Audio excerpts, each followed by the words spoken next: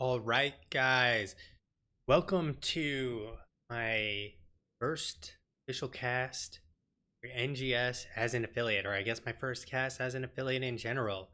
Um, so, literally finished my last cast, saw that I became eligible for affiliate, and made myself an affiliate in between games.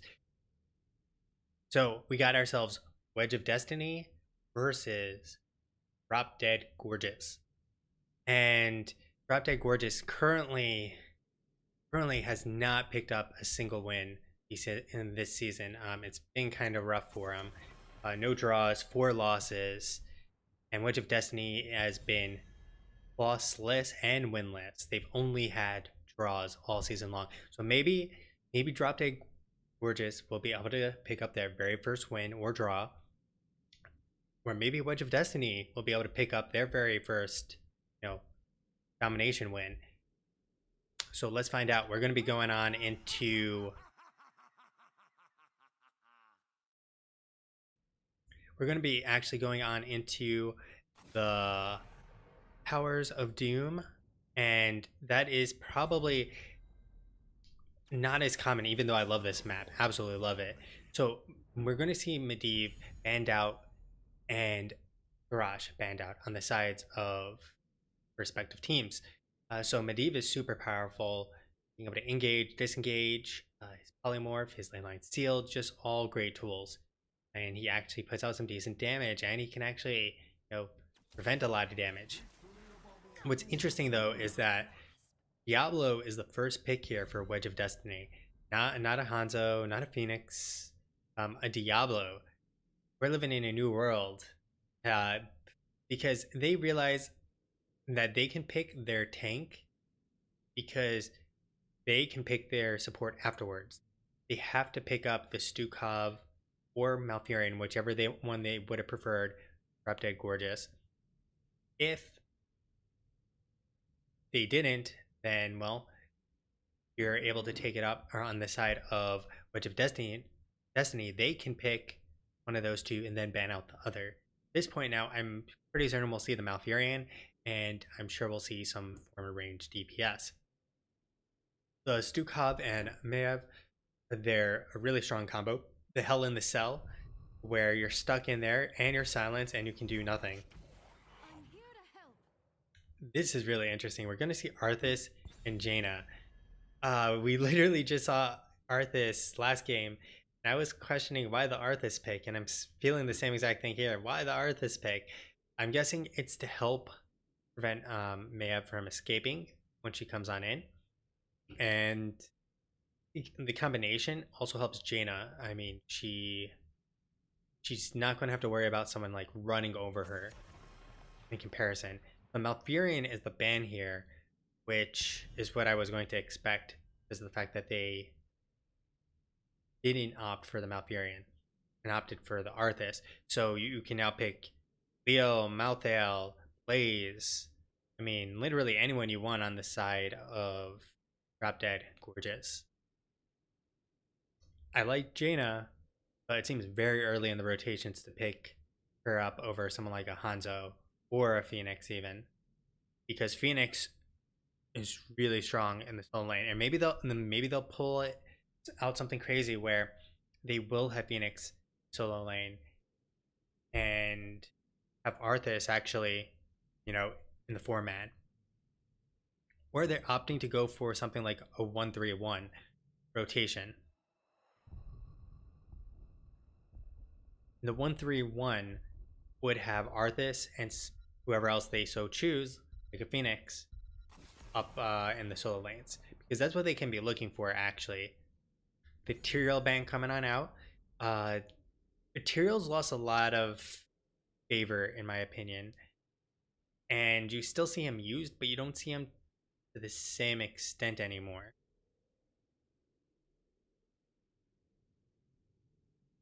I feel like that's for good reason, because not nearly as powerful. His nerf shield 75% from the original 100% they released with. Then there's the fact that Sanctification often you get is hard to get great use of. Not that you can't get good use of it, it's hard to get great use of it. But you can with Mayev. Basically, you trap them in there, you can drop a Sanct. They have nothing they can do, although I feel like that's a little bit overkill. You're putting all your eggs in one basket, a lot of cases for that. So they're opting Johanna and Hanzo. I like these pickups. Johanna just solid, able to walk away, pop her Iron Skin, and doesn't have to really be concerned about the roots. However, Diablo can bang her into those walls, and banging Johanna into walls will really do a number on her. I mean, we're talking about going, 100% down to 50% in a blink of an eye. Now, the Hanzo pickup, always solid. You don't really need necessarily the serrated arrows on this map. Like you can get good value because of all the camps.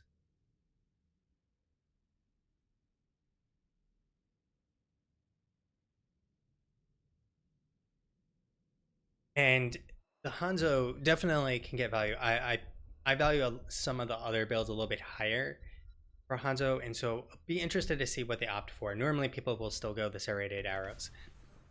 Ooh, this is spicy. We're going to see Falstad here. Falstad was slightly tweaked. I don't know if we'll see the full Lightning Grad build, but a lot of people are picking up Wingman now at level 1 and getting a lot more value out of him. And the final pickup is actually going to be Uther, which is very atypical, and it's in a sustained fight from against Hanzo. I'm not sure how I feel about this. Hanzo does a lot of poke damage and a lot of sustained DPS. Uther's going to have difficulty dealing with that. And now, if they can pull Uther into a cage with the silence on top of that, yeah, goodbye to Uther.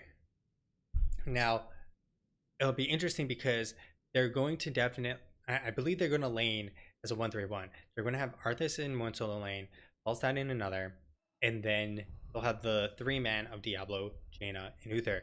And so they have a little bit of a gank squad to a certain degree, in that the overpower from Diablo, the stun from Uther into the blizzards and the rest of the chain is going to really do a number on the side of Reptite Gorgeous if Wedge of Destiny can actually land that combo.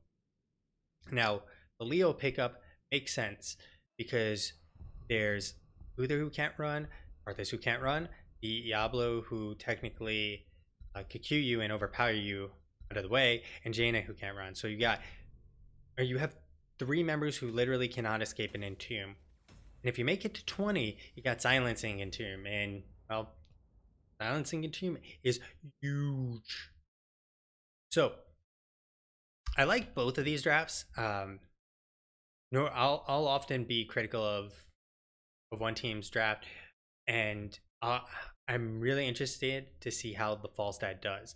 Falstad is very uncommon nowadays. He's fallen out of the meta super heavily, but I'll be really interested to see how this works out, because Leo should be able to win and hold his lane. Johanna, Mayev, Hanzo, and Stukov will be able to 4-man rotate really easily as well. But I'm thinking that Wedge of Destiny is going to try and put a wedge into the plans of Drop Dead and make the rotations much harder, where you can't rotate as 4 because they have 1-3-1 and their 3-man can clear the wave pretty much instantly. Their side lanes will be able to hold their own.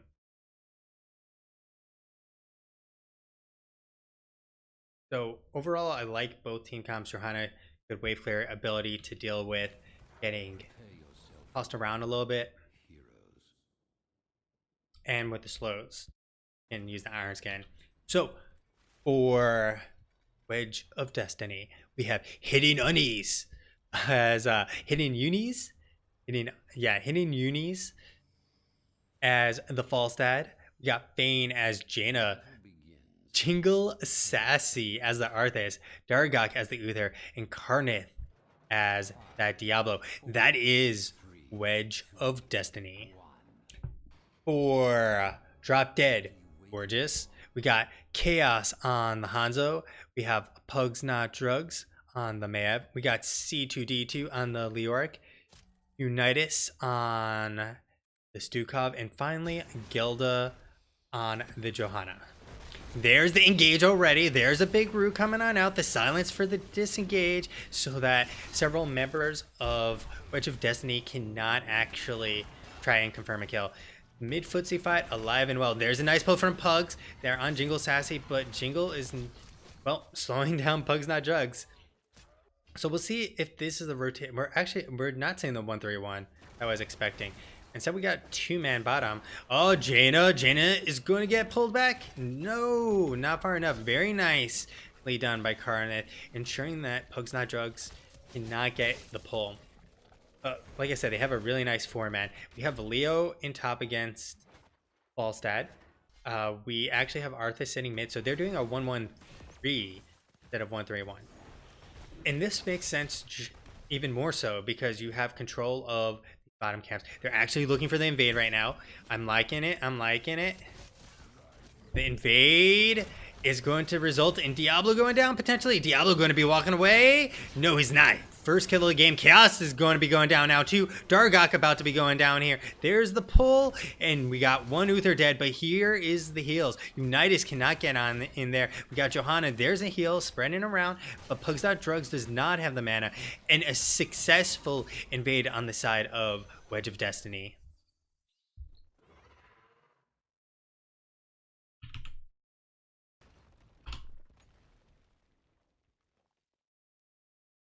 So that was a very nice pickup on the side of Wedge of Destiny. They knew immediately what was going on. They called for the invade and they win it because they have a beefier team, especially with Leo being top, because they've altered their lane compositions. Instead of being a bruiser top or bruiser solo lane, they have a ranged assassin, which means they can use their beefy bodies to sit on that point much more easily. So let's take a look at what we got here. In the top lane, Falstad has opted with Seasoned Marksman and Static Shield. In the bot lanes, we got the Sappers pushing on in, Gelda coming on in. We got Pugs Not Drugs. There we go. He got the pull. There's the dodge. No damage really coming out. Bane taking a lot of it. The silence not going to really do too much there. We're going to have the Growing Infestation, the One Good Spread. We have Explosive Arrows, I like it, and the Redemption. So a slightly different build here. So extra damage, and he'll, I'm assume, get the Armor Shredding because he got the extra attack speed potential. Pugs Not Drugs going on in, looking for Fane. There's the charge from Karneth, but the pull does get Jaina back into the action, and they are getting melted. May have reset after reset after reset, and Pugs Not Drugs is not done. Oh, Pugs! Pugs will be going down. That's a 1-for-1, but they managed to pick up the very bottom side and get themselves the lead. So both teams have traded kills 3 and 3. They're almost half a level ahead right now on the side of Drop Dead Gorgeous, but nonetheless, it's still an early and pretty even game. So bot lane Uther is 45. Holy shock we got coming out. We got the Frost Presence. We got the Frozen Waste. We got the Devil's Dew from the Shadows. We got the Fingers of Frost. We got the Frost Shards. And we have only Stukov bottom. What's interesting with that, they actually are going to have to give this up now. But at the same time, Falstad is sitting top and has to give up those sappers. But the bottom is usually more important because of the fact that, well, there's double camps, and those double camps put a lot of pressure onto them. Additionally, like, take a look. This is where the next altar is supposed to be, which means that if you have another altar, then you take down their fort, all of a sudden they have nowhere to retreat to. In the meantime, however, there goes Pugs Not Drugs, Zelda and crew, all trying to harass Wedge of Destiny. So we got Bonds of Justice, we got the Blade Dance, we have yet to choose level 7. Someone needs to tell Pugs Not Drugs to get off them drugs and hold some pugs, because he needs to choose his level 7. So we're actually getting never outmatched here. So he's aiming to be able to use his never outmatch, or basically his scatter arrow over and over again. There's so much damage coming onto Jaina, and that damage will say goodbye to her. Frozen Waste will be her, well, where her body lies. So there's the channel. Drop Dead Gorgeous getting themselves an even bigger lead at this point. And they are looking for the invade. I really like this because they know they have all 5 here. They bully them off. There's Stukov helping to clear this up. And there they go. They've reversed the tables now on Wedge of Destiny. They really sent, a wedge into their plans. They get the kill. They get themselves the camp. And they really did do a complete 180 in this scenario prior where they lost their camp. I mean, you can even see. So C to D2, rotating between the lanes, trying to keep up because he has himself Neo Peasants. So he's able to clear these things up significantly faster, these creep waves. The mid, we are having Jingle Sassy harass the 4-man sitting here, getting as much tower damage as possible, and they will walk away from that. So 4-man backing action, essentially, and now with Neo Peasants, C to D2 is essentially getting himself double waves if he's able to. He did lose actually more by rotating down. That's actually a misplay on his part. Because if he stayed up there, there's the entire wave that, well, was up there already. And now he's going to rotate back down. There actually is a gank attempt on C to D2. There's a root onto him, but he's a spooky ghost and he can walk away. And so spooky ghost Leoric walking away. We have hold your ground coming on out. So the cooldown reduction, so it's up and able to prevent the slows and the CC train from the side of Wedge of Destiny. But he does lose out on the sustained healing. We also have the Eternal Retaliation and finally Subdue and the Blessed Shield. We also have March of the Black King coming on out instead. There's the pull from Pugs. He's not really going to be able to do anything with it. The Stukov not getting too much out of that. There comes the arrow. There's the APOC coming on out. It's not going to really do too much as well. The Warden's Cage, however. And Karnith taking a ton of damage. The Ring of Frost not going to be doing too much either. There's the D-Shield coming on out. They will all be so low with every heroic being blown. Oh, Chaos going to be going down simultaneously with the Falstad. And we still have more happening. Unitas next up on the list, but Pugs Not Drugs capturing another kill for Drop Dead. But this is not going to be good for C to D2 as he is next up on the list and about to be going down. Actually, he'll make it out.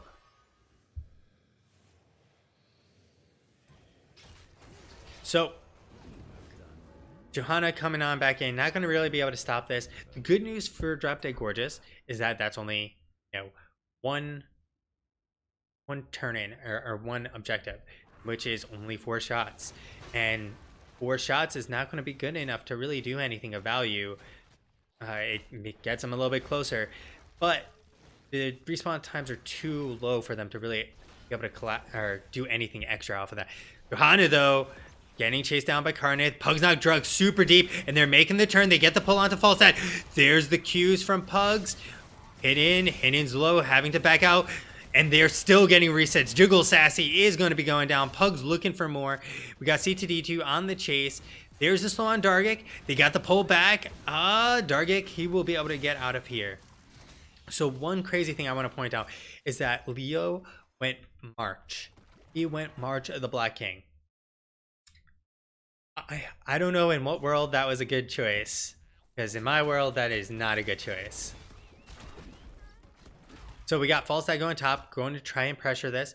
I like this because they're not going to try and contest this. So try and get lane pressure elsewhere, which is exactly what Hidden is doing at the moment. So everything seems pretty normal. We got the Divine Chill, Army of the Dead, APOC, Ring of Frost, Mighty Gust, Warden's Cage, Dragon's Arrow, Massive Shove, March of the Black King. In the bottom lane, however, Sappers don't really get too much extra off there. They still have their fort.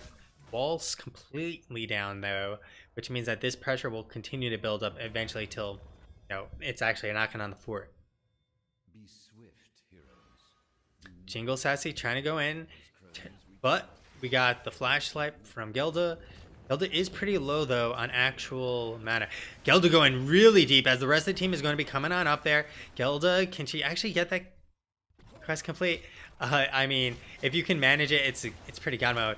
There's the March of the Black King, the arrow coming on in. There's the silence, Pug's not drugs, but there's the blizzard right on top. The Ring of Frost and the stun. Stun not going to be doing too much. Pug's not drugs, super low. They're all so low on both sides. The Qs, the Qs, the Qs. Pug's not drugs, dropping all that AoE damage. Karnith cannot go anywhere, but the blizzard manages to capture 2 lives here. Leo will be up pretty quickly, but Drop Dead Gorgeous gets themselves another objective, another 4 shots, and it's 32-20. It's not too pretty, these fights for both teams, but Drop Dead Gorgeous is getting the edge and walking away.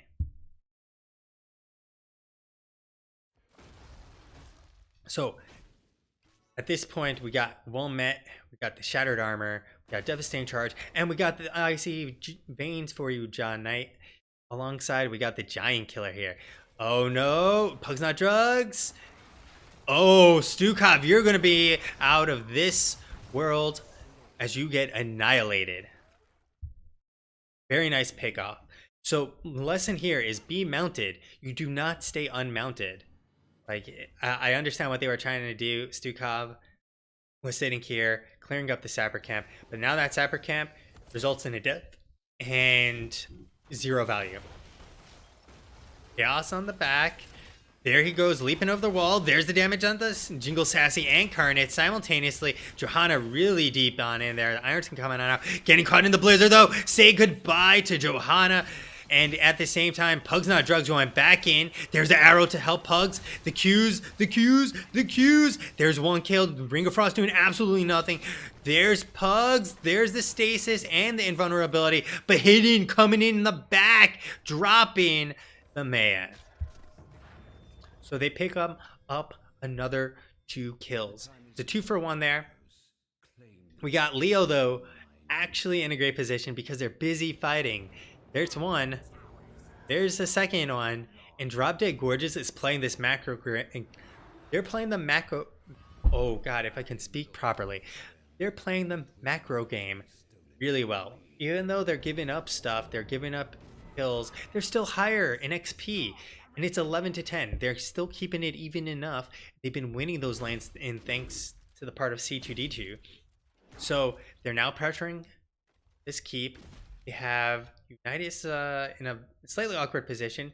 And Wedge of Destiny is making a smart choice. They have the sappers. Let's just go and take this. We know where one member is. The worst that's going to happen is a 4v4. There's the Warning Cage coming on out. Here's the Q resets over and over. APOC coming on out. Pug's not drugs, not going to be caught in it. 2 members of Drop Dead, however, are. Jingle Sassy is looking pretty low. And there he goes. Jaina. Jaina's down for the count. Jingle Sassy's really low. Captures Pug's not drugs in there. Nothing else going to be coming out. And I don't know if they can get him. There's a silence. They're looking for more. And nothing else. Nice chase from Drop Dead Gorgeous. They unfortunately were not able to get more. But now they can actually come on in with this wave and take this keep and get themselves a major advantage.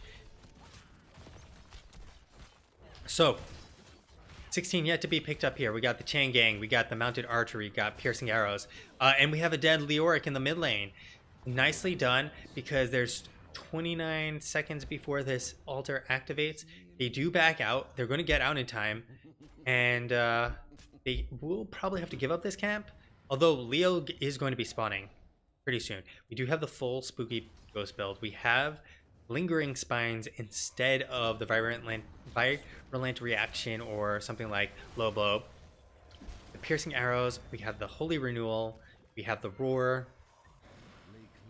And there is now the attempt by Wedge to start this off. They're going to have to fight here. Like, there's no question about. There's Spooky Ghost Mode, sending someone to space, Jingle Sassy. There's a silence onto Diablo. Chaos getting on out, using that Mounted Archery to bait out the Diablo. Diablo can still charge on in, but there's so much damage between everyone on Drop Dead Gorgeous, focusing on down that Uther, and there comes the APOC, and not only going to hit one, but the Ring of Frost follow-up is going to be good enough. No, it's not. Pug's Not Drunk still alive, manages to get out. Unitas is so low. The slow from his weighted pustule is going to be enough, and there they go. They get more kills, and they manage to four-man kill.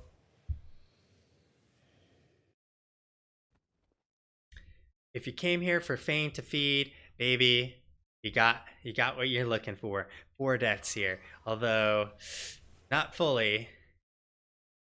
One of my towers has been stolen. So, will they actually get 5? Yeah, they get 5 in before they can actually turn. And there's another 4. This is potentially game right now. 1 boss is enough to end the game. The sapper camps, just pick up the sapper camps, and go and do boss. That's my play. So let's take a look at some of these numbers while we got it. Jaina 39, 38k, and 34k. On the other side, Pug's Not Drugs pumping out 60k. Hanzo at 46k. Yeah.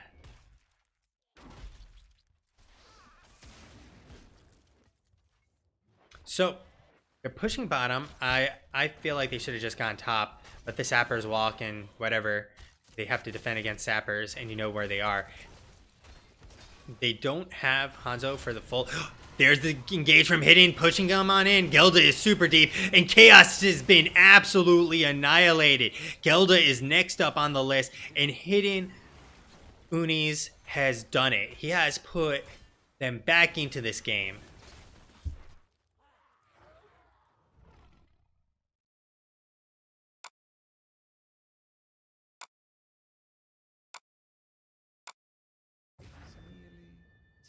So they're now going up to get boss. This is great. And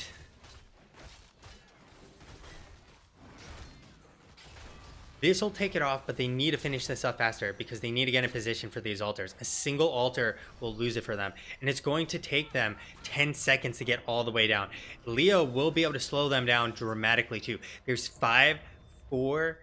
Okay, it looks like they'll be able to get down in time, but Leo is doing everything he can to slow down the rotation. It's not going to matter too much there. Hidden Unis flying on down. 20 has been reached, and this is actually a bad fight for Wedge, but they have to take it. Pug's Not Drugs trying to channel Hidden Unis down there already, so we're back into a full 5v5 with 20s picked up. We got the Shadow Orb, Shadow Strike. We got the play of the game. We got Push Comes to Shove, Death March here, and finally Blinded by the Light. There comes the arrow, 4-man connect. Say goodnight to Wedge of Destiny because Chaos has just absolutely dominated him with that dragon arrow with the follow-up. Very well played here by Drop Dead Gorgeous. They have secured their very first win in the season of Nexus Gaming Series. Taking a quick look at damage, they have 70k. Hanzo, 53k. Leo was at 42k, keeping up with Falsat and Jaina. So, I thought some of the picks were weird. I thought there was some merit, but ultimately, Drop Dead Gorgeous, their comp just overall looked better and played better, and they played well. Pug's Not Drugs, just absolutely monster on that Mayav, just pumping out Q after Q. So sit on tight as we get ready for game number 2, and you'll get to enjoy a little highlight reel of what was going on.